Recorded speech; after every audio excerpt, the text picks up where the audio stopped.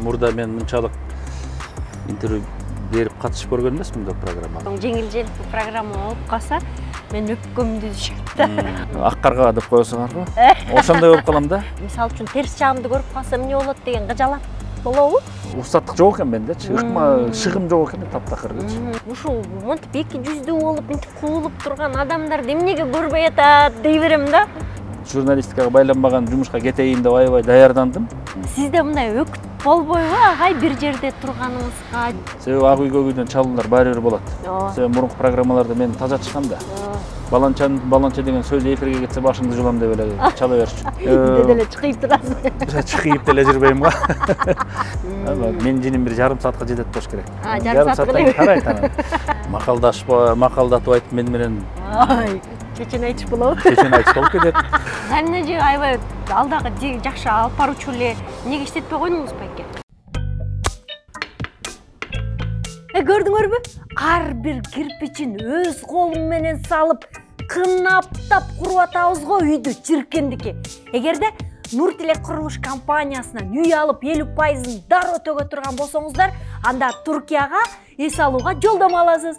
Эгер 100%-ын төлөсөңөр, анда мен Айтбек, бул жерине сакнап эле. Жакшылап иштебейсиңби? Иште жакшылап, давай. Иштеп атам, шеф. Сүйлөштүкпү? Саламатсыздарбы, урматтуу YouTube каналымдын көрүүчүлөрү. Бүгүн сиздердин суранычыңыздар менен дагы бир мейманды чакырдык. Буюрса, бир сонун бир маектин үстүндө жакшылап бейнесин ачып берем деген ойдомун. Журналист Алмаз Касымалиев, саламатсызбы? Саламатсыз. Интервью бергенден алгандан дагы берген оорураак дедиңиз, Ооба. Эмнеге агай? Мага ошондой сезилет. Себеби мурда мен мынчалык интервью берип катышып көргөн эмесмин да программага. Анан берилген суроого мындай бир орундуу жооп берген, түшүндүрүп жооп берген, кайсы бир маселе боюнча таасирдүүрөөк бир нерсе айтуу деген оорураак экен да. Баягы эфир алып барып атканда алдын ала даярдыгың жок дегенде 1-2 сааттык убактың болот ойлонуп алганга. Мисалы, эмне жөнүндө сөз болуш керек, максат эмне болуш керек, кимдер келатат, алар эмне жөнүндө айтышы мүмкүн, мен алар менен кантип маектешем деп даярданасың. Мисалы, сиз чакырган интервьюга деле келатканда кандай суроолор болушу мүмкүн, эмне маек болот, мүнөзү кандай болот деп менде мындай кыжалаттык, түпөйлүү ойлор көп болду да. Ошол жагы кыйнап жиберет. Себеби интервью алып аткан адамдын максатына ылайык келеби, аудиториянын оюна, күтүүсүнө ылайык болобу, болбойбу деген ойлор жарыла берет экен баары. Мен аудиториям аябай мындай укмуш, мындай күчтүү аудитория да. Анан дайыма мындай акылы терең, мындай данышман, айтайын деген ою терең болбогон адамдар чакырып койсоң, жеңил-желпи программа болуп калса, мен өпкөмдү түшөт да. Ошон үчүн мындай салмактуу адамдарды күтөт, салмактуу ойлорду күтөт дегендей. Ошол анан абдан комментарийлердин арасында сизди Алмаз Касымалиевди чакырып берсеңиздер, аябай жакшы көргөн журналистим деп сурангандар абдан көп болду. Анан элдердин суранычын дагы аткардык. Өзүм дагы абдан жакшы көрөм, үй бүлөбүз менен жакшы көрөбүз. Негизи эле ушул КТРде дайыма бир образ менен чыгып жүрөсүздөр да, мындай чыныгы бейнеңизди, жашооңузду Алмаз Касымалиев кандай мүнөз күткөнүн билбейт да. Бирок ошол эл таанып калган бейне менен жүрүш кыйынбы агай? Мисалы үчүн терс жагымды көрүп калсам эмне болот деген кыжалат болобу? Болот. Биз деле адамбыз да. Анан эми биз мындай терс мүнөз күтүп бир жамандык кылып эл деген деле оюбуз жок. Бирок меники ушул эфирдеги мүнөзүм менен жашоодогу мүнөзүм окшош эле болуш керек. Окшош элеби? Көп деле айырмаланбайм да. Себеби мындай ой келет, баягы жумушуңа деле чынчыл мамиле керек го. Жасалмалуулук, ошол эфирдин өзү баягы рентген сыяктуу экенин дайыма эле айтып келип атпайсызбы? Анан мисалы экранда жасалма мамиле кылганың бир программадан экинчи программага өткөндө эле билинип калат го. Эл туябы агай жасалмалуулукту? Мен де кээде ойлойм да, бу ушул монтип 200 болуп мынтип куулуп турган адамдарды эмнеге көрбөй атат дей берем да.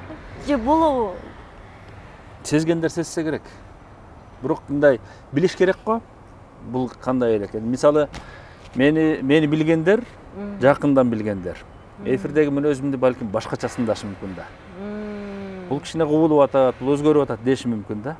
Бирок мага ушундай эле сезилет. Эми жашоодо, көчөдө, үйдө, турмушта, достордун арасында жүргөндөй эле эфирде деле ошол адамдар менен ошондой эле жакындыкта, ошондой эле жөнөкөйлүктө, ошондой эле мындай бир мүнөздө сүйлөшкөнгө аракет кылганымчы. Мен да мындай эфирде деле кээде баягы оёрдо жаңы башталып атканда Кубат Оторбаевдин айтканы бар. Атаң курай ушу сени кантип жиниңди келтирип туруп, эмоцияңды козгоп туруп киргизбейм ушул эфирге депчи. Дей козголбойсуң го дечи. Анан эмне кылам мен болгон мүнөзүм ушул болсо деп. Бирок эми антип баягы жасалма учурларды же болбосо жанагынтип бир тутандырып ийген, курчутуп ийген учурларды жасайм деп отуруп сен башкасынан кур калышың мүмкүн да. Башка сөздөрдү, башка ойлорду кой берип коесуңбу деген эле ойда. Мен де бир жанагы маектешип аткан адамдар менен аларды уксам, анан ошолордун сөзүнөн, кебинен, оюнан калып калбасам деген аракет болот да дайымачы. Ошон үчүн мен өзүмдү мынтип дайыма кармап, кантип сүйлөшүп атам, эмне жөнүндө сүйлөшүп атам, темадан кетип калган жокмунбу деген көзөмөл көбүрөөк окшойт да. Анан мен ошол үчүнчү айтканым жанагы жашоодогу мүнөзүм менен жумуштагы мүнөз окшош эле болуш керек. Мындай жанагы аябай олуттуу саясий программаларды алып барып эле анан кайра салтанаттарды алып барып, аянтчага чыгып ушуп кетесиздер го. Мындай эки жактын бир айырмачылыктары болобу, кыйналбайсыздарбы? Образдан образга өткөндө. Меники эми эгерде шоу мындай өтө иштелип чыккан шоу концерттерге барсам, мен таптакыр эле мындай ак карга деп коесуңарбы? Ошондой болуп калам да. Же сөзүм келишпейт, же мүнөзүм келишпейт, же мындай көңүлүм дагы мындай аралашпай калат да эчкимгечи. А жанагы майрамдык салтанаттар, мамлекеттик иш-чараларда баары бир мүнөздүк жактан окшоштук бар го. Себеби айтылып аткан маалымат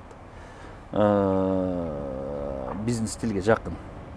Болгон ал жерде жакшы маанай менен, анан ошол мазмунун жакшы жеткириш деген максатта. Анан кичине мындай бошураак, эркинирээк сүйлөйбүз. Жанагы түз эфирлерди өзүмдүн программаларымды алып барып атканда ал жерде ар кандай темалар болуп атат. Кечээ эле мисалы Кадамжайдагы жанагынтип тагдыры трагедиялуу бүткөн кыздын окуясына байланышкан зордук зомбулук маселесин алып чыктык. Анда башкача болушубуз керек. Ошол темага ылайыктуу болушубуз керек. Улуттук каада салт жөнүндө болсо башкача.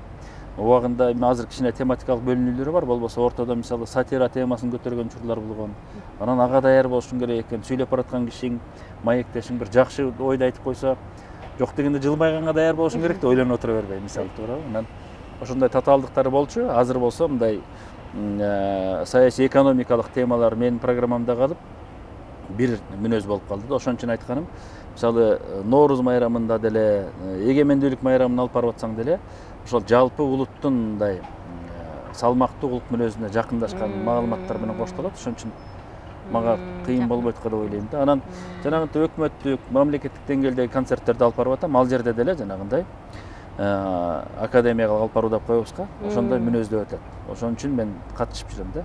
Тойго деле чакырышыбы агай? Тойго чакырышат. Анда эмне дейсиз? Мен баш тартам. Күлүп айтканым эле ошол. Мен алып барган той 15-мүнөттөн кийин оёрдо болуп кетет, байкелер. Алып бара албайм, чынын айтам, чын. Себеби туугандардын арасында деле болду. Эми ушунча чыгып жүрөсүң, анан жардам берип кой, тоюбузду өткөрүшүп кой деп. Анан барып чын эле бир 10-15-мүнөттөн кийин тойдун аурасында, тойдо отургандар менен сүйлөшө турган, алардын көңүлүн көтөрө турган, учурунда тамашаны айта турган, бири-бири менен минтип байланышты бие турган мындай устаттык жок экен мендечи. Ыкма, шыгым жок экен таптакырчы. Мен ким сүйлөп атса эле эфирдегидей аны угуп турам. Анан анын оюн улап эле ушинтип мындай стандартка түшүп кетет экен да. Анан туугандар деле азыр билип калышты. Көп аралаштырышпайт. Анан тойдон качам, чынын айтканда. Анан кээ бири болбой суранат, кээ бир учурларда ошо барып мындай өтүнүчтөр болгондо мен кээ бирөө мынтип калат да, мисалы мен тоюма мындай чоң кызматтагы же болбосо академиктер келат деле, илимпоздор келат деле, ошол кишилерге бир мындай жакшылап сөз берип койсоңуз деп, анан бир 20-30 мүнөттүк блогуна чакырган учурлар болот. Анан башындагы ошондой сыйлуу деген адамдарына жакшы сүйлөп, алар менен сүйлөшүп, маектешип, сөз берип, анан кеткен учурларым бар. Болбосо жалаң эле тойду башынан аягына чейин алып барыш мен үчүн азаптын азабы үчүн. Түшүнөм. Жүрөгүм чөт. Менде да ошондой. Анан бир жолу ушу КТРде иштеп жүргөнүндө улуу ошол жакта көп жылдан бери иштеген эже кармап алып, анан ай биякта эмне кылып жүрөсүң, жаштыгыңды кор кылып, мына мен ушунча жыл иштеп жүрөм, мен эмне таптым, же үйгө жеткен жокмун дейт, же күйөөдөн жок, же үй бүлөдөн жок, эчтекеден жок. Жөн эле ушакта ден соолугумду кетирип эле жаштыгымды өткөрүп койдум. Сен кет эле деле да. Сизде мындай өкүт болбойбу агай бир жерде турганыңызга, же бул кайра тескерисинче коомдук каналда иштеген бул сыймыкпы? Азыр мен үчүн сыймык айланды. Убагында менде деле ошондой учурлар болгон. Ушул жерде эмне кылып жүрөм, ушун болбогон айлыгына деп айткан учурлар болгон. Кеткен да учурлар болгон. 5-канал коорт болуп турганында баргам. Ал дагы мен баргандан кийин 1 айдан кийин жабылып 5-каналга переформат болуп өзгөрүп кетти. Анан ошол бойдон кайра жака барган жокмун, себеби жолум ошондой болуп калды. Анан мен кайра эле өзүм жумушума кайтып келгенге туура келип калды. Кийин жогорку кеңештин басма сөз кызматына кеттим. Ал жерге эртең менен мага буйрук чыкты. Анан түштөн кийин аппарат жетекчиси чакырып, силердин телевидениянын жетекчилиги нааразы болуп атат. Бизде иштеп аткан, чыгып келаткан балдарды ушинтип таламайга салып эле ар бириң алып кете берсеңер, бизде эмне калат? Силердин программаңарды эфирге бербейм деп коркутуп атат. Менин программабызды алып салсам, менин күнөөм болуп калат деп анан приказ жокко чыгарып салды. Анан мен кайра жетекчиликке бардым, сиз уруксат бербейсизби, мен барып иштейин. Сен эмне үчүн кетип атасың деди. Акча аз дедим. Тигил жакта жакшы экен. Себеби мамлекеттик кызмат деп жыл өткөн сайын жанагы стаж кошулат экен, ага жараша айлык көтөрүлөт экен, кошумча тыйыны бар экен. Эмгек өргөгө чыксаң аларда дагы артыкчылыктар бар экен, ушундай десем. Сен башыңды оорутпа, мен сага ошондойлорду жасап берем. Жогорку гонорарды аласың, жакшы премияңды коюп берем, айлыгыңды ушундай кылып берейин. Кете көр баксаң деп алып коюшту. Калтырып коюшту. Макул деп иштедим. 3-чү жолкусунда жөн эле мындай эле журналистикага байланбаган жумушка кетейин деп аябай даярдандым. Анан ошол маалда бул Ойордо программасы башталып калды. Ойордо программасы мага абдан мындай өзгөчө учур болду. Себеби бул жаңы коомдук канал деп өзгөрүп, анан бир топ программаларды жаңылайлы деп аткан учур эле Кубат Оторбаев жетектеп турган. Анан бизге ушундай жакшы программа керек, эркин талкуу жүргүзгөн, элге мындай таасири бар, эл көрө турган, биздин ушул жерде жумуш бар экендигин көрсөтө турган программа керек деп анан Көкүл Арипова анда биздин редакцияда жетекчи болуп туруп, анан уюштуруп аткан экен. Мени чакырып калды, алып баруучу болуп бер, буга чейин түз эфирлерди алып барып жүргөн экенсиң деп. Ага чейин баягы чакан ток-шоу форматындагылар бар болчу, Мезгил, Алато плюс, Мезгил плюс деп чыгарчубуз. Анан эркин микрофон дегенди кичине алып барып калдым 2-3 ай. Анан макул дедим, бирок түз эфирде кылбасак болбойт, түз эфирби деп сурадым. Анан билбейм, аны чечеликпиз деди. Менин сунушум ошол дедим, түз эфирде эле иштейли. Эгерде сиз макул болсоңуз, мени койсоңуз, анда түз эфирге чыгаралы, түз эфирден башкасынын баары жарабайт. Себеби ак үйгө күйдөн чалуулар баары бир болот. Себеби мурунку программаларда мен таза чыккан да. Баланча деген сөз эфирге кетсе башыңды жулам деп эле чала берчү да. Анан айла кетчү да. Ошон үчүн айттым, түз эфирде кетирели. Түз эфирдин жоопкерчилигин моюнга алалы, көзөмөлдөйлү. Биз ошондой иштешибиз керек. Болуп анан кийин Кубат Табылдиевич башында кичине мындай күмөндүү ойдо карманган экен. Түз эфирде бул кооптуу болот депчи, ар кандай болуп кетет. Провокациялык чакырыктар болуп кетет, түрдүү болуп кетет деп. Анан бирок группа менен ошону мындай өзүбүздүн позицияны бекемдедик. Түз эфирде эле чыксын, айтсын. Биз ошого даяр болушубуз керек. Айткан сөзгө оппонент жооп бергенге даяр болуш керек. Күчү барбы, жокпу? Эгерде жанагындай эле эме мыйзамда каралган, мисалы конституциялык түзүлүш, жана башка элдик кагылыш деген сыяктуу оор маселелер боюнча чакырыктар тескери кетип барса, ал менин жоопкерчилигим. Болуп анан кийин ошентип кеңештикте чечим кабыл алганбыз. Анан Кубат Оторбаев дагы ошондо бир мындай өзү ишенип ишенбей эң биринчи программада өзү пультта отуруп анан көргөн да, ошентип өткөргөнбүз. Бирок программа бүткөндөн кийин ушул темпте, ушул стилде, ушундай форматта, ушундай деңгээлде кетсе программа, анда мен аябай колдойм деген сөзүн айтты. Болду, ошону менен иштеп кеттик. Анан ушул жумуштар ОЕРдо менен иштегеним, мен жана айткан КТРКда, азыркы УТРКда иштеп калганыма өкүнбөйм деген сөздү, ишенимдүү айтканга мындай негиз болуп калды да. Бирок ага чейин деле мисалы заманада деле жаман иштеген жокмун. Эми болгону баягы сиз айткан материалдык маселелер кыйнап ийет кичине. Азыр эми акырын чечилип келатат. Жакында деле жакшы бир жаңылыктар болот деген маалыматтар бар. Биз ошону күтүп атабыз. Бирок ошентсе деле жанагындай биздин кесиптик жумушка байланышкан кошумча мындай материалдык оокат кылганга шарттар бар. Мисалы мен сабак берип атам. Андан сырткары жанагында мамлекеттик иш-чараларга катышкандыгым үчүн азыр көптүр гонорар төлөнөт. Кээ бирөө Алмаз мырза мынабыраки кишинин баланча жылдык мааракесин өткөрүп аттык эле, анан ошонун текстин окуп берип койсоңуз дейт. Аны окуп берем, анын гонорары бар болуп эле, ошентип анан меники мынтип арманым азыраак деп айтам. Аттын башында эмес дебейсиз. Сону агай мына кыздарга делечи, мындай белгилүү кыздарга мындай байкелер, эжелер элдин эмесинде жүзүндө жүрөсүң дагы деп мындай белек бешкегин берип, акчалайын берип, ушундай болот го. Силерде болдубу? Ошо эркектерге деле ошондой кылабы, эжелер? Кылбайт го. Андай мен мүнөзүм менен андай белектер алган жокмун мен. Мен алган белектерим төш белгилер болду. Ар кандай уюмдардан.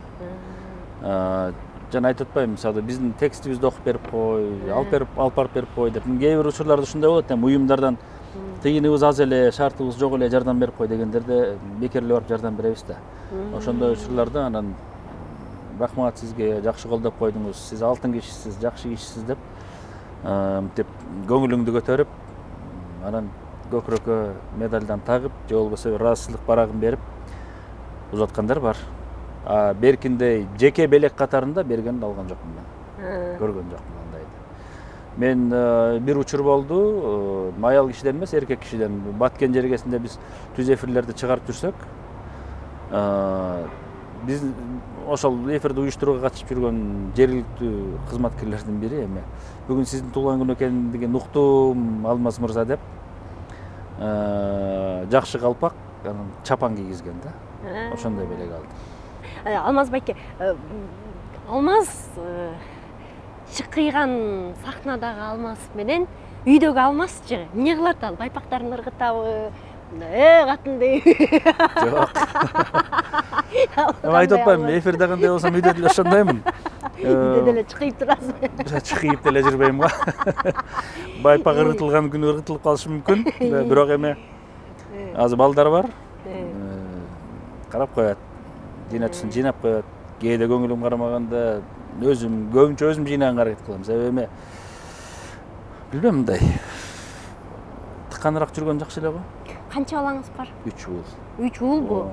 Улуңуз канча болуп калды? 9 класста окуп атат. Ай, чоңоюп бараттырсыз да? Экинчи уулум болсо жанагы Баластанда профессор деген эме менен тиги эмне деп коебуз? Ат менен рубрика алып барат. Билесиңби деген рубриканы алып барат. Кичинекейибиз болсо азыр бакчада.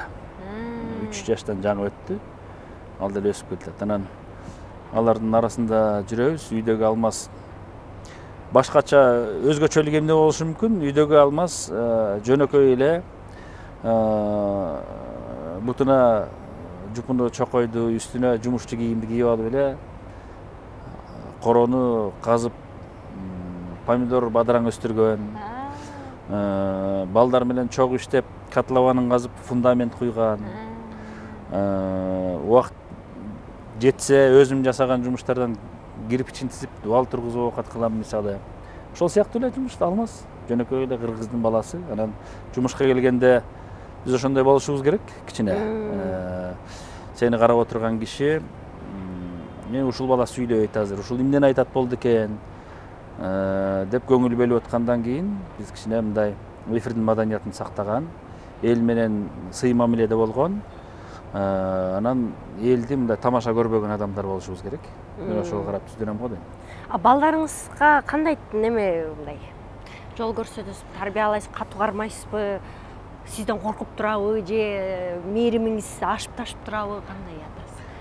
Эми кээде мындай иретке салып кое турган учурлар болот. Эркек балдар баары бир кичине минтип коюш керек. Колум тийбейт. Көтөрүңкү үнүм чыгат, урушам. Ой дейсиз да? Такырыкпай калганда. Болбосо бир жумушта кээде айтсаң 2-3 күн жасабай коюшат да, анан ошондо урушам. Мисалы, жайдын кайнап турган кезинде айтам да, мына кечкисин сугарганга уруксат бар. Билесиңер, акчасын төлөйбүз, кадимкидей мыйзам. Анан сугаргыла десең сугарбайт да. Анан куурай баштайт. Анан урушасың да. Анан бир катуураак кыйкырып калгандан кийин жасап калышат. Эми бул балдардын балким мүнөзүдүр. Анан таптакыр эле артынан түшүп алып, наалып, жекирип, тилдеп, каарып басынткандыга жокмун. Бир урушам, бир кыйкырам, ошол жетет. Мен жиним бир жарым саатка жетет болуш керек. Жарым сааттан кийин карайт анан. Кичинекей балам келет, ата деп дейт, жүр топ ойнойбуз дейт, анан менен ойноп кетебиз. Ошентип эле окат кыла беребиз, бирок балдарды мындай тарбиялаганда эмнеге тарбиялайбыз? Мен айтам, эми менин жакшы жагымды алгыла, жаман жагымды көрсөңөр унутуп койгула. Менде деле кемчилик бар. Анан мына жакшы нерсени көргүлө деп. Мисалы, Зарина экөөбүз интернеттен көрүп отурганда, YouTube каналдан, мисалы, силердин интервьюлардан бир жакшы ойлор болсо, жакшы адамдар чыкса, кээ бирөөнү көрсөтүп атпайбызбы? Мына Америкада жанагындай тиги Силиконовая долинада мыктылардан болгондордон, дүйнөлүк компанияларда директор болуп кеткендерди, кантип жеткендер, историялар, тарыхтай таржымалдар чыгып атпайбы? Ошолорду мына ушуну окуп алгыла, эсиңерге түйүп койгула. Кандай варианттар бар азыр? Бул эле Кыргызстандын Бишкектин тегерегинде эмес, бүтүндөй дүйнө ачык азыр. Биз го мына биз жүргөндө ушул Бишкекке жетсек эле болду эле деп ойлоп алган экенбиз, Бишкекке келип алып мындан ары кетпей калдык. Бирок Кудайга шүгүр, эми бул жерде деле баягы Кудайдын берген ырыскысы жакшы эле болду окшойт. Анан өзүбүзгө мындай жана айткандай жакын, жаккан, анан жасай ала турган, жасаганда балким уят болбогон ишибиз бар. Анан ошондо топук кылып жашап атабыз. Бирок балдарга айтып атабыз. Эгерде кааласаңар, мынакей. Америкага кеткенге аракет кылгыла. Мыйзамдуу, илимдүү, билимдүү өзүңөрдүн мындай даражаңарды бийиктеткен жолду издегиле. Майда барат карлашпагыла. Азыр коом татаал. Көчөдө ар ким жүрөт, жаныңарда ар ким жүрөт, түрдүү чакырыктар бар, түрдүү азгырыктар бар, ошондон абайлагыла. Бизден башка кишини укпагыла деп айтам. Бир-эки жолу ушундай окуя болду. Ата дейт, ортончу балам чуркап келиптир. Мен мечитке барышым керек дейт. Кайсы мечитке? Мояка эмнеге? Бир байке келип айтып кетти, азыр мечитке баргыла деп атат. Ой балам, менден сура сен. Качан мечитке барышың керек экендигин, качан мектепке барышың керек экендигин, кандай маселе, эмнеге көңүл бөлүш керек менден сурап алам айленайын. Көчөдө ким жүргөнүн мен каяктан билем, ал кайсы киши экенин мен кайдан билем. Чуркай бересиң да. Десем анан кичине минтип кыйылды, анан түшүндүрдүм. Азыр ар кандай дедим. Себеби эми мечитти жамандаган киши жок, динге да каршы киши жок. Эгерде туура, негиздүү, бизге ылайык болсо. Тилекке каршы түрдүү жерде түрдүү окуя болуп кетип атпайбы? Мечитке жамынган акмактар толтура жүрбөйбү? Сакалын өстүрүп алып канча айбандар жүрөт көчөдө мисалы, туурабы? Ошон үчүн ар кимге ишене бериштин кереги жок деп, эң башкысы ошого көндүрүп атабыз. Биз менен бол, бизден кеңешмейинче, бизден уруксат сурамайынча ашыкча басканга болбойт балдар. Көрүнгөн жерде жүрбөгүлө. Улуу балам деле азыр мисалы ата, мен баланчанчы күнү саат баланчада барып келейин, досторума жолугам, момча бир болжолду момча саатка пландап атабыз, ошентип ойноп күлүп келели деп кетет, анан келет. Сизден суранат турбайбы? Же апасынан суранат го? Биринчи экөө кеңешет, анан сөз мага айтат. Сиздин главный турбайсызбы үйдө? Мен балким да. Экөө чечип коюп анан мен алдап кетип атабы билбейм. Бирок мындай келип ачык айтып, момда болот деп койгондо жакшы деп ойлойм да баланычы. Анан ошентип суранып аткан, мойку барып келейин деп айтып аткан жерине жибербей аны кысып, жөнөтүр, үйдө отур деген деле туура эмес го. Анан эртең сен бияққа басқанда бияғынан жылт қоймай қойгөнөт да. Ана ошентип көчөп аласың айланат. Ошон үчүн каяққа бартасың, ким менен бартасың, барып кел, мондай кыл, тигинден ойла, мындан ойла. Баягы өзүбүздүн сөздөрдү, инструкцияларды берип, ушинтип мамиле түзүп атабыз эми. Азыр оңой эмес эми, азыр татаалгы көп нерсе өзгөчөлүү. Ал мисалы достордун арасында көчөдөн көргөн жашоо башка да. Андан да чектей албайсың, чектеп коюш да мүмкүн эмес. Бирок баары бир эле ошондой өзүңдүн көз карашыңда, өзүңдүн акылың жеткен деңгээлде жардам бериш керек го балага. Мындай айтасызбы? Келиним мындай болуш керек, тигиндей болуш керек, мындай кыз менен жүр, мындай кыз менен жүрбө, же ал тандоосуна кийлигишпейсизби? Жок, анан апасы менен сүйлөшөт. Апасы менен сүйлөшкөндө. Апасы мындай эле мага бир 10% маалыматты айтат, 90%-ын катат. Айтпа дегенде айтат, анан эмне кылам? Макул дейм. Кээде тийишип коем, сүйлөшкөн кызыңа кеттиң десем, жок деп коет. Сүйлөшкөн кызыңа баратсаң, айт, көбүрөөк акча берем деп коем тамашалап. Жок деп кетип калат. Зарина эже такыр мындай орус мүнөздүү, сиз кыргыз мүнөздүүсүз, мындай эки дүйнө жакшы эле аралашып байкалышалдыбы? Ошентти го. Башында бирок мындай болду да, жеке өзүбүздүн мамиледе андай кыйынчылык жаралган жок. Биз түшүнүш алдык башынан эле да. Мен кыргызча сүйлөшсөм, ал түшүнбөйт. Анан болгон орусчамды кошуп түшүндүрүп берем. Мен анын айткандарын түшүнбөй калсам, мен тактап алам, ушинтип жашадык да. Анан эми мындай жалпы үй бүлөлүк маселеге келгенде кичине жаралат экен. Себеби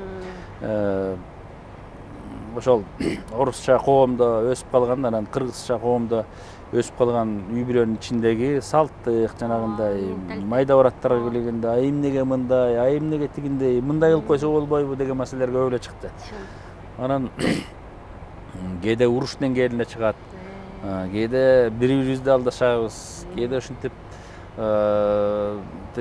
жүрүш деп балдарды алып алып шаардын четине чыгып, тоону көрүп, суу жээктеп, кичине чана тээп, ушинтип эс алып, анан ушул жерлерде сүйлөшүп, анан 2-3 күндөн кийин кайра башкача сүйлөшүп, ушинтип көнүшүп кеттик да. Анан Зарина азыр орус мүнөз болбой калган. Болбой калдыбы? Толугу менен кыргыз мүнөз. Орусчаны кыйын билген, кыргыз мүнөз колуктуу болгон. Макалдатып айтып мен менен чечен айтыш болобу? Чечен айтыш болуп кетет. Мен анын орусчаларын үйрөнүп алып, мен ага атака жасайм мисалы кээде. Ошентип анан камыр жумур болуп жашап келатабыз. Эми турмуш ошол экен. Бул жерде баягы андай экен, мындай экен деп анан турмуштун майда баратынан улам бири-бирибизди жаман көргөн деңгээлге жеткен жокпуз. Таарынч болуп калат экен, тул түйүшүп калган учурлар болгон. Анан бирок биз азыр мындай балдардын алдында кичине мээбиз быша түшкөн кишилер катары келатабыз. Түшүнүшүп, аябай эле түшүнүшүп жашап атабыз деп айта алам. Эми майда баратка мындай өтө эле көңүл бөлө берсең, ал күчөйө берет. Менимче. Анан кичине бийик болуш керек го, баары эми жанагы эркектей болуш керек деген сөзгө эми толук эркек мүнөз болуп, шумдук баатыр болуп кетпесек дагы, мындай негизги эрежелерин кармаганга аракет кылам. Сабырдуу болуп, мындай. Романтика жасап турасызбы? Же кыргыз жигити эмне бул нерсе мүнөздүү эмеспи? Ошо менде ошондой бир таланттар жок да, чыгармачылык жок. Анан мени Гүлшан эже көндүрдү. Эмне деп? Экөөбүз шоу концерттерди алып барып, иш-чараларды алып барабыз. Анан Алмаз, могул жакшы гүл экен, Заринага алып барып бер. Гүл бериш керек деп жүргөн көндүрдү. Баягы сүйлөшүп жүргөндө өзү айтчу. Гүлгө караганда жакшы шоколад мага жагат депчи. Анан дайыма шоколад алып бергенге аракет кылчумун. Азыр деле мындай эске келе калганда анан аябай берилип кеткенде шоколадты көтөрүп алып барып калам. Кез-кезде гүл берип атам, көнүп келатам. Бул эми мындай адатка айланган формасында болбосо дагы болот. Аябай романтик эмесмин, чынын айтайын. Мен ошол нерсе такыр моюма кирбейт да. Бирок мындай кээде эсиме келе калганда мээм иштеп кеткенде анан окуй мен бир көңүлүм көтөрүп бир жакшы маанай менен барайын үйгө деп анан гүл алып жакшы шоколад алып маанайын көтөрөм. Баягы мындай күнүмдүк түшүк менен үй бүлөнүн жашоосу, сүйүүсү, эркек аялдын камыр жумур болуп мындай бир туугандайча эле жашап калышат экен го. А мисалы үчүн чет өлкөдө болсо алар балдардан обочолонуп, бир жака үй салууга кетишип, өзү эки жуп жубай бири-бирине мындай көбүрөөк маани беришип, көңүл бөлүшөт экен да. А кыргыздарда эмнеге андай нерсе калыптана элек? Эме Көрдүңөрбү? Ар бир кирпичин өз колум менен салып, кынаптап куруп атабыз го үйдү чиркендики. Эгерде Нуртилек курулуш компаниясынан үй алып 50%-ын дароо төгө турган болсоңуздар, анда Туркияга эс алууга жолдомо аласыз. Эгер 100%-ын төлөсөңөр, анда мен Айтбек, ол жерине сахна беле. Жакшылап иштебейсиңби? Иште жакшылап, давай. Иштеп атам, шеф. Сүйлөштүкпү? алардын жашоо шартына байланыштуу нерсе болсо керек деп ойлойм. Мисалы биз деле үйлөнөрдүн алдында мен 1 жыл мурда ушул жер алдым. 1 жылга жетпей атам жанталашып келип чакан үй тургузуп берди. Мындан кийинкисин өзүң улап аласың депчи. Анан Зарина экөөбүз ошону улап ала келтебиз. Кыргыздын түйшүгү ушул да. Мисалы мага бул керек. Тигин салабыз, муну салабыз деп. Анан эми антип экөөбүз таптакыр эле жетелешип алып кетип калган учур жок. Зарина мындай балдарга аябай жакын. Балдарсыз эч жака барбайт да. Мисалы улуу балабыз кээде айылга кетет, кээде тайнесиникине кетет. Анан жүр тиги эки баланы алып алып деле мындай тоого чыгып келели, же шашлык жеп келели десем, жок. Нурдан жок, кантип барабыз? Барбай коет да. Анан ошон үчүн көп учурда ушундай бала бакыраны алып эле ушундай жерге келип, отуруп, кичине эс алып кетебиз. Анан анда обочолонгон учурлар болот. Балдарга үйгө мындай кичине дасторконго таттуу пастын алып барып, анан экөөбүз уурданып чыгып, ушундай жакшы жерге келип отуруп, суусундуктан ичип, жакшы тамактан жеп, эрмектешип, сүйлөшүп, сырдашып, айтылбай аткан же мурда айтылып бирок чечилбей калган маселелерди чечип, аңгары жетелешип алып барабыз. Жакшы маанайда чечиш керек да аларды. Антесе чыргайланып кетет да. Зарина же аябай алдагы жакшы алып баруучу эле эмнеге иштетпей койдуңуз байке? Иштегенге аракет кылды, бирок үй бүлөлүү болгондон кийин анан бала төрөлгөндө кичине кыйын болуп калды. Экөөбүз заманада иштеп жүргөндө мен Заманадан Ала Тоо аймактары деген редакцияга которулуп кеттим. Анан эле Мелис Эшимканов раматтылык Замананын орусча блогун жаап, жалаң кыргызча кылам деп чечим чыгарып салды. Зарина орус тилдүү журналист деле. Анан кандай болот деп келгенде Заринаны журналист эмес, менеджер болуп бир редакцияда кагаз ташымай жумушка өтсүн деп койду. Анан биз үчүн намыс болду бул. Өзү жанагынтип эфирде дуулдап иштеп жүрсө, көрүнүп калса, иштей алса, тили жатык болсо, билимдүү болсо, туура сүйлөй алса, ойду жеткире алса, анан кантип кагаз ташымай жумушка өтөт деп экөөбүз ачууланып калдык. Анан эле мен ошол күндөрү Бишкек гуманитардык университетине бир жумуштар менен келип калсам, Алтын Асанына жолугуп, декан журналистиканын. Бизде ушундай ресурстук центрдин, борбордун директорунун орду бош. Заринаны айтпайсыңбы, бияка деле келип, тиякта да иштей берсин деп калды. Анан мен айттым, Заринаны азыр ошондой жагдай, ал КТРден кеткиси келип атат деген маселе болуп кетти. Анан экинчи жагы КТРКдагы жанагы түнү күнү тынбаган жумуш балага эне болуштан аябай кыйнап коет экен. Анан Зарина менен кеңешсем өзү ушул жагын айтты да. Мен КТРКда жүрө берсем, жаныңда жүрө берсем, эртең менен кетиш керек, түндө келиш керек.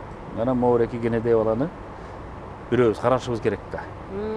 Деп анан кийин ошол жумуш ылайыктуу болот окшойт деп экөөбүз кеңештик дагы. Анан ресурстук борборго директор болуп кетти. Андан кийин ал жерде бир 5 жылдай иштеди. ошол ортодо политехникалык университетте дагы журналистика, экономикалык журналистика факультети ачылып, 2 жерде иштеп калды. Анан эле ортодон эл аралык уюмга пресс-служба деп айтабыз го азыр, бирок ал жерде журналисттик кызмат деп конкурс жарыяланып калды.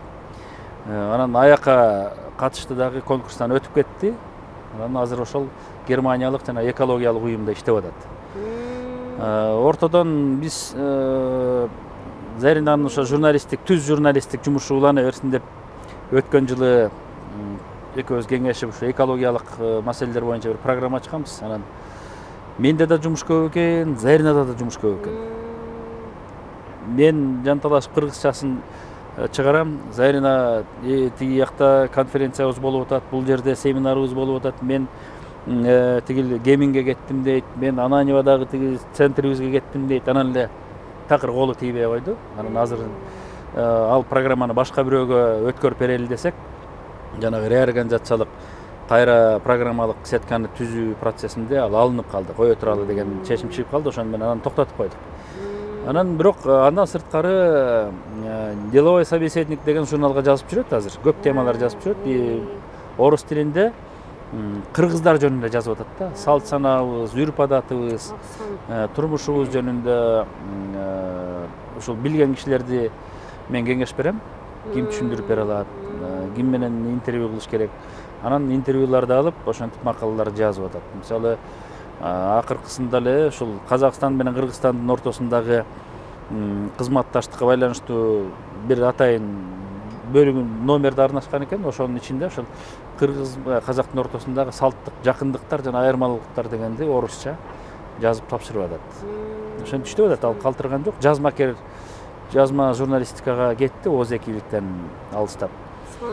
Мындай эненин билимдүү болушу баланын тарбиясына канчалык таасир берет экен агай? Аябай эле. Мен көргөн мисалда, Заринанын мисалында аябай эле деп эсептейм да. Себеби мен жана айткандай эле жумуш ыргагы башкача да. Эртең менен таң атпай 6-га келгиле дейт, 6-га барабыз. 12-де келип калабыз. Анан үйдөгү кородогу жумуш менен алаксып эле мен көңүл бурбай калышым мүмкүн. Анан балдарды ал дайым эле биз үйлөнүп баштагандан бери эле китеп чогултмай адаты бар. Китеп белеке алса, же болбосо өзүнүн жакшы көргөн китептерин эстеп калса, ошону издеп сатып алып, анан жыйнайбыз. Ортодо бир учур болду, раматтылык кайнатам бир орустун үйүнөн 4 мүшөк китеп алып койдум, арзан сатып атыптыр деп. Ошону жүктөп келгенбиз үйгө. Анан толтура экен, анын ичинде чарбалык китептери бар экен, жана башкалар. Ошолорду алып ирге-биргеп, азыр балдарга ошол жаш курагына жараша окутуп атат. Мисалы, телефонду мен азыркы нормабыз кечки 9-га чейин, 9-дан кийин телефон кармамай жок үйдө. Кааласа китеп окуш керек, сабагын окуш керек. Өздөрүнүн жанагындай сүрөт тарткысы келсе сүрөт тартсын, жазгысы келсе жазсын, только телефонго жолобош керек. Анан күндүз дагы нормасы бар. Апасы коюп берет. Мисалы, ортончубузга 15-тен 20 баракка чейин деп коюп берет. Улусуна 20-дан 25 баракка чейин норма коюп берет. Окуйт. Анан менин эле колум тийбей атат. Мен кээде тапшырма берем. Мисалы, география боюнча, астрология боюнча, астрономия боюнча, астрономия, жана жылдыздар жөнүндө, агаламдар жөнүндө адашып калбадым да. Окуп, мындай айтып бергиле деп 2-3 жолу тапшырма берип, бирок өзүм эсимен чыгып калган экен, апасы сураптыр. Эмне окудуңар депчи. Анан эме жакындатып окшоштуруп айтып берди. Себеби менден эле сурай беришет да. Тигил эмне, бул эмне депчи, айланайындар, мына колуңарда телефон турат. Муну айтабы. Мен айтып берген жетишсиз силерге. Мен жалпылап айтып берем. Мен билгенимди айтып берем. Бирок бул жерде факты менен түшүндүрүлүп, биринен бири уланып, жакшы жазылып турат. Ушуну көбүрөөк окусаңар, ушул жерден окугула, китептен окугула деп анан жол берем. Бирок эми жалпы багытын мен түшүндүрүп берем. Бул мына урекиндей. Күн системасы деген эмне дейт? Күн системасы деген мындай дейт. Галактика эмне дейт? Галактика мындай деп. Эми үчүн мындай планета деп айтылат, бул мындай. Эми үчүн тигине мындай. Анан бирок ошону окугула деп анан жана энциклопедиялардан алып беребиз. Жаныбарлар дүйнөсү жөнүндө сурай баштаганда андай китеп алып келип беребиз. Мына көргүлө, окугула. деп ушинтип мындай жардам берип атабыз. Анан жанагы сиз берген суроонун алкагында айтсак ошондой. Дайыма окуганга мүмкүнчүлүк бергенге аракет кылабыз. Анан кошумча адабият, кошумча изденүү, кошумча окуп мындай эми өзүңөрдүн муундан калбагыла деп дайыма айтат да Зарина. Окуш керек. Үй бүлө бекем болуш үчүн ишеним керекпи, анан же кызганычтын да орду болуш керекпи?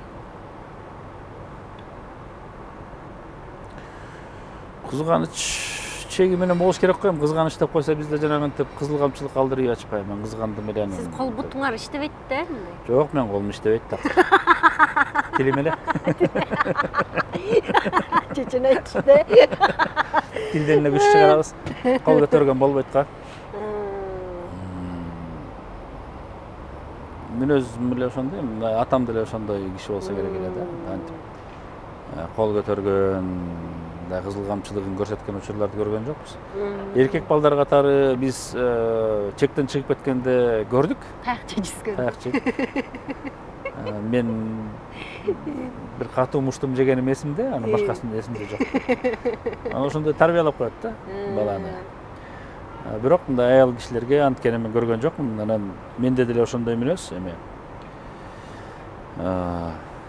Сөз менен деле, акыл менен деле чечсе болот көп маселени. Сонун. Немени айтайын дегем да. Белгилүүлөр жүзү көрүнүп калгандарды дайыма депутат бол, биздин арабызга кошул, жүзүңдү бизге кош дей беришет да. Сизге аябай көп суроо, сунуштар келсе керек да. Көп деле болгон жок го, мага 2 же 3 жолу болду. Анан жаңы түзүлүп аткан партиялардан айтты, анан болгум келген жок, себеби мен боло аламбы деген суроону бердим өзүмө. Депутат болуш ар кимге ар кандай да. Анан жөн эле барып креслода отуруш, чалкалап отуруп алып, ар кайсына сүйлөш. Анан балким өзүңдүн эле бир маселеңди чечиш деген кызыкчылык менен барып калгандардын кээ бетеси көрүнүп атат мисалы, ачык эле көрүнүп калат. Анан ошондой даражадагы ишке мындай батынып дагы барыш керек да, жоопкерчилиги да болуш керек. Жоопкерчилиги менен иштегендер мынакей мамлекеттин тагдырын чечкенге аралашып атышат. Эл аларды көрүп атат да. Ошондой боло алабызбы, боло албайбызбы? Же жөн эле бир баягы көптүн бири болуп калабызбы деген да суроо бар да. Ошондон чочуладым. Экинчиси мындай тейледеги жумуш балким ошол жердеги жумуштан дагы мындай таасирдүүрөөк болуп калышы мүмкүн да бизде. Көп эле тил угабыз го, КТР андайсыңар, КТР мындайсыңар. Өткөндө бир мен жөнүндө пост чыкса, бул патхалим, бул деген андай, мындай деп өтө орой сөздөр менен деле жазды. Балким ошондойго мындай бир себеп болчу учурлар болуп кеткендир, бирок мен көбүнчө мындай салмактуу, өзүмдү кармаган, туура позицияны бергенге, анан эл эмнени күтүп турат, элге эмне айтылыш керек дегендердин тегерегинде мындай суроо узатып, ой жүгүрткөнгө аракет кылам да. Мамлекеттик кызматтарда негизи эле мындай интригасы, ушагы, айыңы көп болот го. Мындай эркектер деле аралашып кетет бекен же обочолонуп турганга кудурети жетеби? Мен эч кимге аралашпай койгонго аябай аракет кылдым, ортодо кичине болуп кетти. Ортодо адаштым мен дагычы. Аябай жакшы карманып жүрчү элем, ортодо кичине адаштым, анан өзүм сезип калып чыгып кеттим. Болот экен чыгып кетсе. Баягы билбей калган учуруң сени аябай ишендиришсе, сени мынтип кызыктырып коюшса, аралашып кетишпат эле экен. Оюндарга кирип кетет экенсиң да, анан бирок мунун арты кандай болот, туура баратабы, туура эмес баратабы деп кичине салмактап көрсөң, анан чыгып калат экен, билинип калат экен да. Негизи биздин жумушта көпчүлүк эле айтат го, интрига ушул мамлекеттик кызматта, анан ушул телевидениянын ичинде аябай шумдук депчи. Анан мен айтат элем, эгерде ошого жакын киши болсо, анан шумдук экенин билет да. Анан мен шумдук, эмне үчүн шумдук экендигин мен айта албайм мисалы. Жана сөз башында экөөбүз эфирге чейин сүйлөшүп калбадыкпы? Алмаз байке момдай деп атат го, момдай турбайбыз, деп мынтип таң калып каласың, ошондой бекен деп ойлонуп каласың. Анан бирок баягы негизи жок болсо, ушак болсо, же болбосо ошондой интригалык бир процесстер болсо мен бат эле эсимден чыгып кетет да. Сын. Жанагы КТРди кара жашик дешет, же болбосо жанандай шайлоо учурунда түз эфирди алып баратканда силерге көбүрөөк таш ыргытылат, тиге тартып койдуңар, бийликтин камчысын чаап атасыңар дейт. Мындай учурда намысыңызга тиеби? Тиет, ойлонтот. Андан деле катуу сөздөрдү уктук. Мисалы жанагындай митингдер катуу болгон учурларда аралашып калсаң, сөөмөйү менен көрсөтүп, моуга жолобогула, моу акмактар дегендерди укканбыз. Анан бирок мындай жалпылабай туруп айткан жакшы го деп ойлойм да. ГИМдин жумушунда ошондой нерселер болуп атат. Анан негизинен алганда эми улуттук каналдын миссиясы мыйзамда кандай мыйзам болбосун жазылып атпайбы? Мамлекеттик саясат депчи. Мисалы коомдук телерадио корпорациясы деп туруп түзүштү, бирок мамлекеттик мекеме мамлекеттик саясатты жүргүзө турган деп милдеттендирип койду. Анын аркасында дагы биздин көп коомдук канал катарында аткара турган нерселер ишке ашпай калды мисалы. Ушул жагын караш керек да, себеби бийлик элдин тандоосу менен келген бийлик. Балким мурда Акаевдин, Бакиевдин учурундагылар контордо, офистерде жасалган шайлоодур да. Бирок азыркыларын мисалы 10-жылдан кийинки жанагы электрондук санариптик шайлоого өткөндөн кийинкисин көпчүлүк, мен канча киши менен эфирге чыктым, эфирге чейин да, эфирден сырткары дагы, эфирге тиешеси жок жагдайда дагы сүйлөштүм. Көбү мени ошол шайлоолордун ишенимдүү өтүп аткандыгын ынандырышат да меничи. Эми баягы нааразы болгондор, жок, жасалма кылып койсо болот, жашыруун кабинетте оңдойт, жана башка дегендерди мен угуп деле жүрөм. Протоколдорду жасайт, жана башка депчи. Бирок негизинен алып келгенде система мындай ишенимдүүлүктү жараткандай сезилет да мага. Анан ошондой болгондон кийин эл бийликти шайласа, демек ошол бийлик алып келген адамдардын сунушун, программасын, оюн, ниетин колдоду деп эсептелет да. КТРК же УТРКнын милдети ошол маселелер кантип атат. Ушул эл шайлаган кишилер элди каяка алып баратат. Мына экил жумушту момунтип жасап атат булар.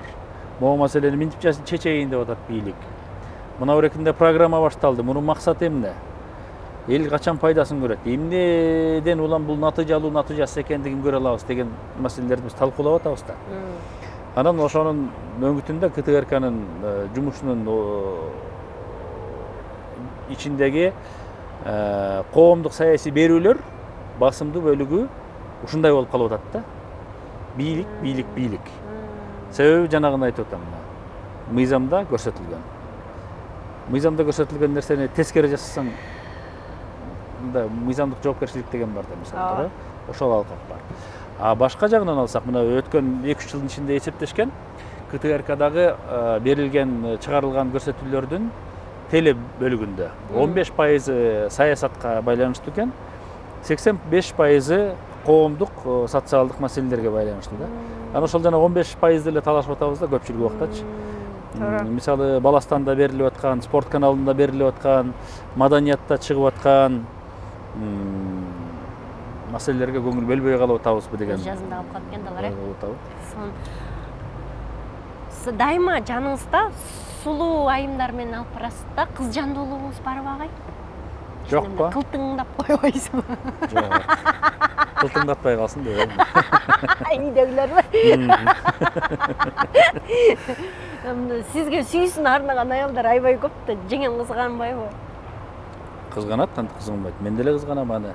Бирок жана айтпадымбы, нормасы менен болуш керек да. Бирибизди билгендей, мындай сый урматы менен мушташка айланып кетпегендей дегендей. Азыр элдин баары агай Instagram, Facebook'ta абдан активдүү болуп, анан дайыма жарандык позициясын билдирип атышат да. Сиз Instagram, Facebook'ta жоксуз го, билишимче. Мындай жарандык позицияңарды билдирүүгө КТР уруксат бербейби же өзүңүз деле мындай аралашкыңыз келбейби? Өзүм эле аралашкым келбейт, себеби жарандык көз карашым, өзүмдүн адам катары көз карашым өзүм үчүн керек да. кайсы бир учурларда кандайдыр бир чечим кабыл алганга, кандайдыр бир кадамга барганга керек. Ал бар менде. Ал эми менин жумушум жалпы жарандык позицияны же болбосо жарандык көз карашты, коомдук көз карашты, пикирди калыптандырууга байланышкан жумуш болгондон кийин жарандык позиция менен экөөнүн ортосунда же болбосо мындай таразы ташына салганда чек болуш керек го деп ойлодум да. Мисалы Facebook'ta бир нерсе жазылып, эфирден бир нерсе айтылып калса эмне болот анда? Анан мен анда бул социалдык тармакка жазганымды эфирге чыгарышым керек. Демек анда мен жеке көз карашымды таңгуулаган туура эмес кылып калып атпаймынбы деген нерсе бар да.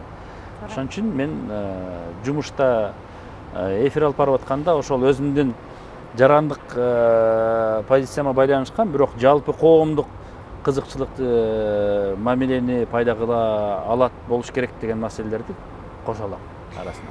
Мындай КТРге жетекчи болот элем деген мындай дымагыңыз жокпу? Билбейм. Мындай жарашмак мага депчи. Жок, андай дымак менде жашабайт го. Мага жарашат, мен ушундай болушум керек эмес. Мен мындай алыма жараша иш кылган адамдардын катарына кирет окшойм да. Буга чейин Замана студиясында башкы редактор болдум. 2 айдай. 2 айдан кийин анда Эшимканов жетектеп турган. Мелис Налиевичке айттым. Сиз сураган нерсени мен 2 айда ишке ашыра алган жокмун. Эми ал жерде Замананын эфирин токтотуп салып туруп, мага жаккан программа алып кел деди да.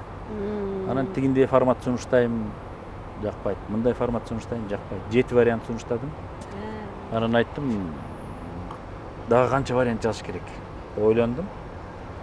Анан мен сунуштаган варианттар жаккан жок эми Мелис Налиевич. Алмаштырып эле койбойсуз, балким башка киши алып кетет дедим. Анан алмашылды, бирок Замана мурункудай форматында эле кайра чыгып калды. Ал киши ошону жактырыптыр да.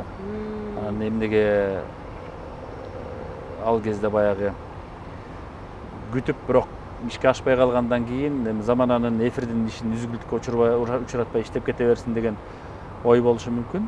Анан бирок мен ошондойдон кеттим да. Анан Алато программасында, Алато дирекциясында директор болдум.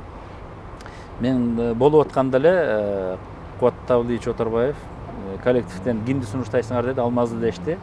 Анан коллектив чыгып кеткенден кийин эле айтты, мен азыркы ситуация үчүн гана ушуга кадамга барып атам, сен бир гана жума иштейсиң, андан кийин жаңы киши келет деп айтты. Макул дедим, мен бир жума координатор катары иштеп бердим. Анан кызматтан албай койду бир жумадан кийин. Мени качан аласыз деп бардым, 2-3 күн чыдай тур деп коет. 2-3 күн координатор болуп иштеп жүрө бердим. Анан майдагы окуялар болуп кетти, Жалал Абаддагы. Ошентип эле тополоң болуп отуруп, анан июндүн башына жеттик. Анан бардым, майдын бир 25-терине келдик да. Качан аласыз дегениңиз жакшы экен. Же приказым жок болсо. Приказ жок да, мага чыкпай эле да. Жөн эле координатор кылып койду. Же приказым жок болсо. Анан же мындай түшүнүксүз болсо. Анан менин жумушума сын да көп. Азыр тополоң учурда ким сынга кабыл болот. Эмне кылабыз? Десем эле, сага приказ элеби деп, анан приказ чыгарды 25-26 майда. Анан макул деп, анан кой эми планда иштейин деп эле дүкүлдөп эле эртели кеч калып, 11ге чейин калып, антейин, минтейин деп аткам. Анан пландар өзгөрүп кеткен экен. 3-июньда алып коюшту кайра. Алмаз мырза, сиздин ордуңузга келе турган киши келди. Ордунду бошотуп бериңиз деди. Анан макул деп арыз жаздым, кеттим. Анан кийин орун басар болуп иштедим. Алато аймактарында бөлүм башчы болуп иштедим 1,5 жыл. Ошентип жүргөндө анан Ойордо программасы башталып калды жанагынтип. Анан Ойордо менен уланып кеттим. Мындай редакцияга жетекчи болоюн деп ойлодум, бирок эми мындай бизден чоң жетекчиликтин сунушу менен башкалар келип атты. Анан азыр билбейм, балким эгерде татыктуусуң десе, иштесе болчу жумуштар бар. Сон жакында эле сыйлык алдыңыз, Ооба. Эмне деген сыйлык алдыңыз эле? Кыргыз Республикасынын маданиятына эмгек сиңирген ишмер деп беришти. Эми араң алдыңарбы ушуну? Же бул неме чоң эле сыйлык? Бул чоң эле мамлекеттик сыйлык. мамлекеттик сыйлык. Мен өзүмдү Баягы маданият маданият кызматкери. мыктысы ал министрликтики бул болсо мамлекеттик сыйлык деп эсептелет. Сон кут болсун агай. Рахмат. Мындай сыйлыктарыңыз дагы арбый берсен. Буюрса. Элдин жүзү болуп мындай жүрө бериңиздер. Буюрса. Анан КТРди көрбөй калат, анан каякта иштейм деп коркпой элесизби? Азыр интернет көбөйүп кетти го. Жок, корккон жерим жок. Көрө берет го. Эми каякта иштейсиз агай анда деп өткөндө. Табылат. Жерде калбайм. Биз эми айылда, шаарда ар кандай жагдайда өскөн балдарбыз. Биз түрдүү Жумушталып кетет. сыноолордон коркпойбузго деп ойлойм да. Эми мисалы учурлар болгон да, мени эфирден жөн эле алып, коридордон кетип баратсам, сен эмне жумуш кылып атасың деп сурап, жетекчи. Эфирдин тексттерин текшерип атам десем, аны башкалар текшерет. Дагы эмне жумуш кылып атасың деп. Могу 3 программага эфир алып барып атам, программанын эфирин алып барып атам десем. Аны да башкалар алып барат. Болдубу деди, болду десем, жүр деп туруп барып, сайтка отургузуп койушкан. КТРКны. Бияқта эмне жумуш? Мен деле бир мындай интернет менен иштеп көрбөсөм, эмне кылабыз? Үйрөтөт могу кыздар деп. Ошол биздин КТРКнын расмий сайтында жаңы иштеп аткан кыздардын жанына кошту. Аналар үйрөтүштү, мен 4 ай иштедим. Анда деле күйүп кеткен жокмун, сынып кеткен жокмун, өлүп кеткен жокмун. Маселе жок, жасай турган жумуш экен, жасаса болчу жумуш керек экен. Бияқта да жумуш көп экен деп эле иштей бердим. Анан кайра эле 4 айдан кийин бас эфирге деп кайрап келишти. Макул эфирге чыгам деп эфирге иштедим. Эфирдеги Алмаз, биз Алмазды аябай жакшы көрөбүз, сүйөбүз, чыдамсыздык менен күтөбүз. Ар бир эфириңизде рахат алабыз, түздөнөбүз дегендей. Дайыма ошол үй бүлөңүздөр бекем болсун, атыңыз чыга берсин. Анан Алмаз Касымалиев деп мындай бир кыргыздын легендаларынын арасын толуктаңыз ага. Буюрса, айтканыңыз келсин, рахмат. Сиздерге да ийгилик каалайбыз. Оңой эмес маселелерди көтөргөн учуруңуз бар. Сизге таянган канча айымдар бар экендигин убагында көрдүк биз. Кече эле биз уюштурган жанагы зордук зомбулук жөнүндөгү эфирдин алкагында дагы ушул тууралуу маселе айтып, эфирден сырткары учурда ошол келген каармандардын экичөө белгилеп кеттим. Айла жок болуп калганда Назира Айтбекованын аркасы менен чыккан канча фактыны көрдүк деген маселе болду да. Анан сиз өңдөнүп ошентип коомдон дартын, оорусун, кемчилигин көрүп көтөрө ала турган, баарыбыздын талкуубузга таштай турган, көпчүлүгүбүзгө моорекини кандай кылабыз деп суроо салып, мээбизге мындай бүлүк салып кое тургандай иштер боло берсин. Коомдун оңолуп түзөлүшүнө деген жумуштар арбый берсин. Ыраазымын. Урматтуу YouTube каналымдын көрүүчүлөрү, бүгүнкү эфир абдан жакты деп ойлойм. Комментарийге пикириңизди калтырып, каналыбызга катталып коюңуздар. Кайрадан көрүшкөнчө аман туруңуздар.